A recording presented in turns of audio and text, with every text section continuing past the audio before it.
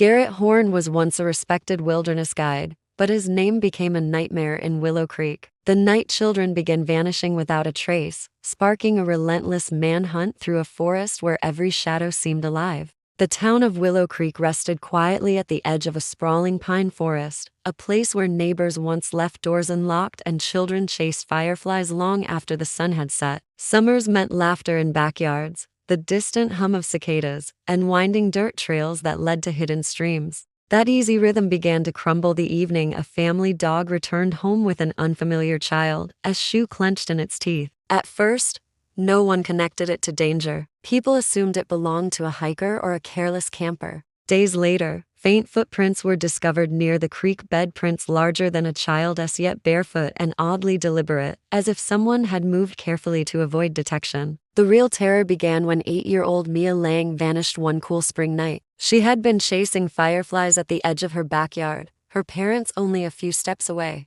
There was no sound of struggle, no trail to follow, only a single flickering lantern she had left on the porch. Before the search teams could even regroup, brothers Noah and Eli Parker disappeared while riding their bikes on a well-known forest path. Their bicycles were found propped neatly against a fallen tree, as if they had stopped willingly. No signs of a fight, no scattered belongings, just silence. As the days passed, families locked their windows and called their children indoors long before sunset. Police combed the dense woods, bringing in tracking dogs and volunteers to scour every inch of ground.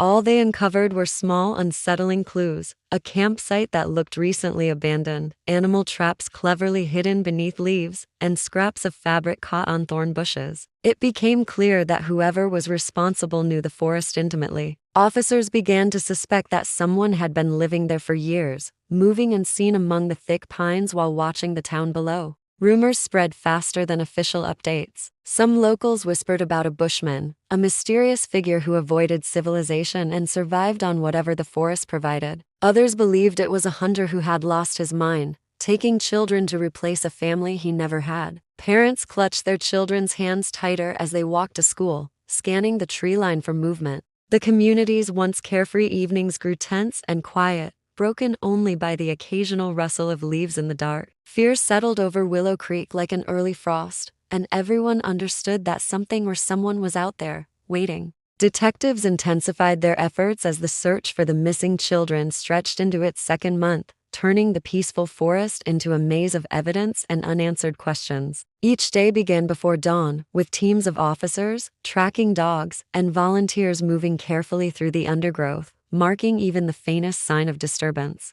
Broken branches revealed where someone had passed only hours earlier, and the scent dogs frequently led handlers to remote clearings where the ground still held the heat of a recent fire. These traces hinted at an intruder who not only survived in the wilderness, but also seemed to understand every hidden path and natural camouflage the woods could provide. Investigators collected discarded food wrappers and scraps of fabric, noting that the items appeared deliberately placed to mislead. One discovery sent a chill through the command center. A small hunting cabin several miles off any marked trail had been stripped of supplies. Inside, officers found a child's sweater near a cold fire pit, its fabric faintly warm as though it had been worn only hours earlier. No fingerprints remained, only muddy boot prints that faded where the ground turned to swampy moss. It was as if the forest itself conspired to hide the person they sought. The case grew more alarming when federal agents joined the local police, bringing advanced equipment that turned the treetops into a surveillance grid. Drones hovered silently above the canopy, capturing fleeting glimpses of movement, a blurred figure gliding between shadows, disappearing before cameras could lock focus.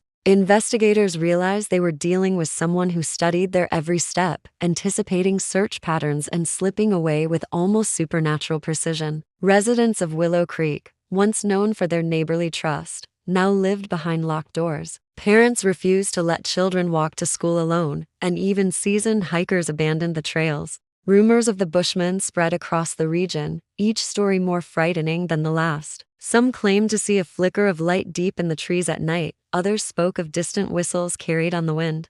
Finally, a breakthrough came when a hidden camera placed high in a pine tree captured a clear photograph. The image showed a tall, bearded man clad in ragged clothing stitched together from animal hide and strips of bark. His skin was streaked with mud and moss, making him almost indistinguishable from the forest itself. His eyes, sharp and calculating, stared directly at the lens as though he had known it was there all along. The photograph electrified both the investigation and the town. News outlets broadcast the eerie image, and residents who had once dismissed the Bushman legend now faced undeniable proof. Parents tightened their grip on their children, and entire neighborhoods organized nightly watches. Authorities intensified their strategy, drawing tighter perimeters and preparing for a confrontation that everyone knew would be as unpredictable as the wilderness sheltering the man they sought. The final chapter of the hunt began with a violent storm that swept across Willow Creek, drenching the forest in relentless rain and turning familiar trails into rivers of mud.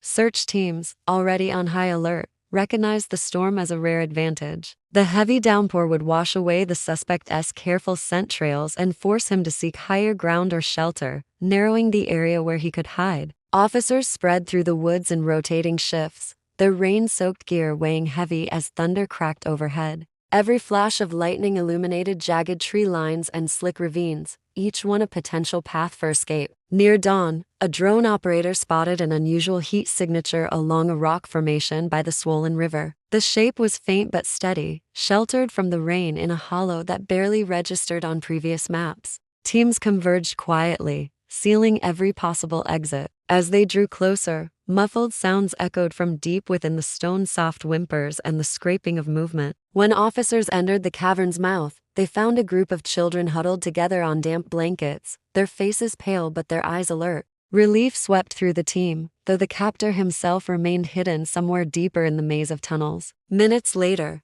a figure emerged from the shadows. Garrett Horne, once a respected wilderness guide, stepped forward, clad in sodden layers of bark and hide. His beard dripped with rainwater, and his posture was both defiant and weary. In one hand he held a handmade spear, in the other a battered pack. Officers raised their weapons but held their ground, forming a silent ring around him. The standoff stretched through the roar of the storm until Garrett finally lowered the spear and surrendered without a word. Investigators quickly secured the area and escorted the children to safety. Medical teams confirmed that, despite years of captivity, they were remarkably healthy, evidence of Garrett's skill at foraging and protecting them from harsh elements. Later reports revealed that he had been living off the grid for nearly a decade. Convinced that modern society was corrupt and that he alone could preserve childhood purity away from what he described in a hidden journal as a poisoned world, the children were reunited with their families after careful medical evaluations and counseling. Willow Creek slowly began to breathe again, though the fear never fully faded. Even after Garrett Horne was sentenced to life in a maximum security prison, whispers of the Bushman lingered. Campfires still flickered beneath the towering pines, and every rustling leaf carried a reminder that danger can hide in the most serene corners of the wild.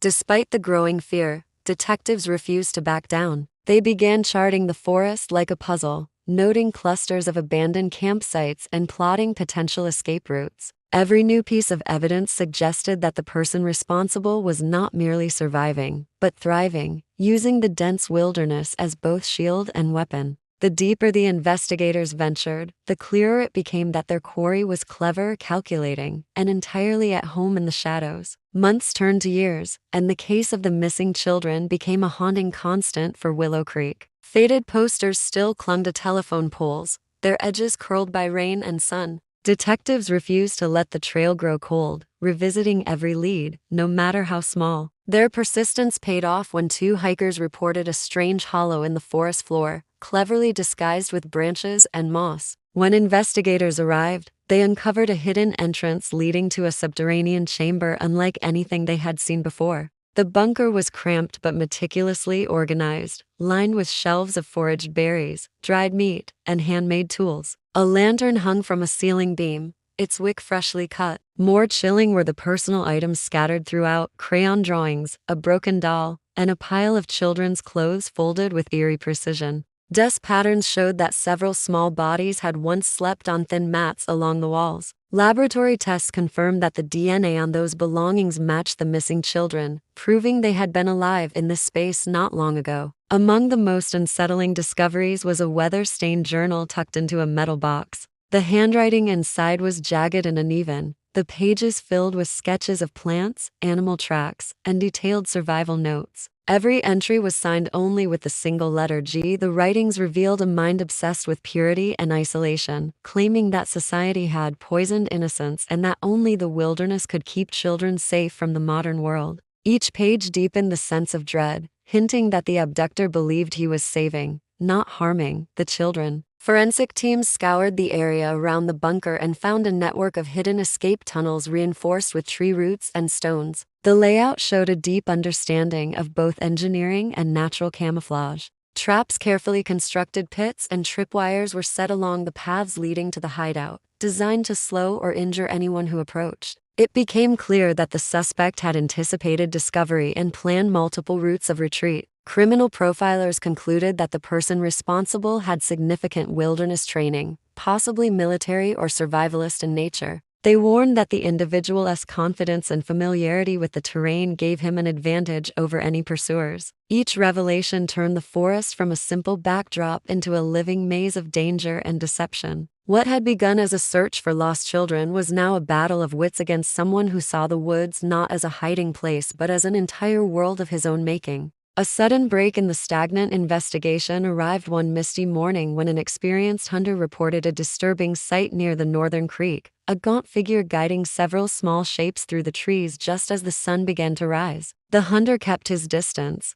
but described the movement as deliberate and swift, unlike any ordinary hiker. Within hours, law enforcement teams mobilized, determined to seize the narrow window of opportunity. Search units moved in silence, coordinating by hand signals, while infrared drones scanned the forest from above, their sensors tuned to detect the faintest body heat beneath the thick canopy. The first images sent back to the command center were grainy but undeniable. Faint red blurs, human heat signatures slipped through the fog like ghosts. Officers advanced, only to find a series of obstacles clearly designed to slow them down. Rope bridges stretched across steep ravines, secured with knots strong enough to hold heavy weight yet easy to dismantle in seconds. Freshly cut branches covered hidden pits, and crude alarms made from pebbles and twine rattled when touched. Each discovery reinforced the truth investigators had long suspected. The person they hunted was a master of the wild, adapting to every tactic meant to corner him.